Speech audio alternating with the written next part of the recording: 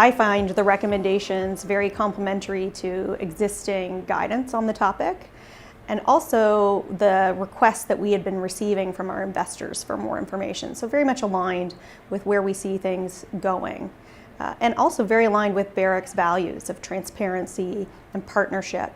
And so TCFD is, for me, a great framework that allows me to, rather than making up that disclosure on my own, allows me to follow a framework, and hopefully means that me and my own company and other companies will be aligned.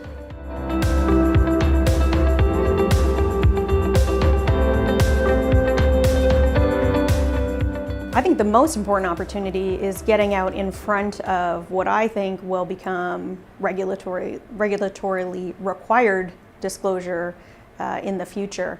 I think that we can see a lot of momentum in terms of what countries are looking at signing on for GHG emissions targets and carbon taxing and moving towards that low carbon economy. I think that regulation is just going to increase in terms of disclosure.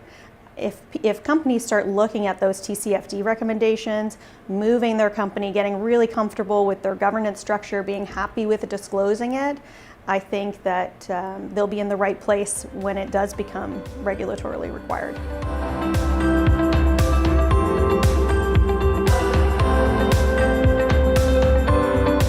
Materiality assessment is for us regulated. CSA has provided guidance on what we must disclose. How do we define materiality?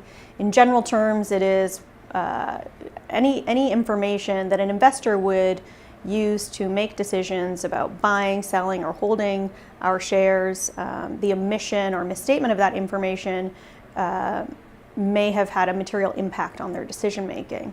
So that's general terms. In terms of climate change, it is very difficult. There's no bright line, and so I sympathize with people who are really struggling with that idea.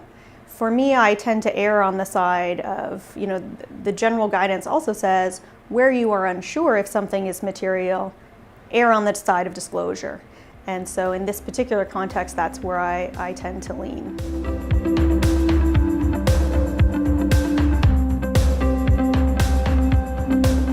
It hasn't, actually. I think the TCFD did a really good job of not addressing materiality or timing or location of disclosures. They've really left that up to each individual regulatory body, which I think is great. I do think, however, the materiality and how we measure it is evolving over time.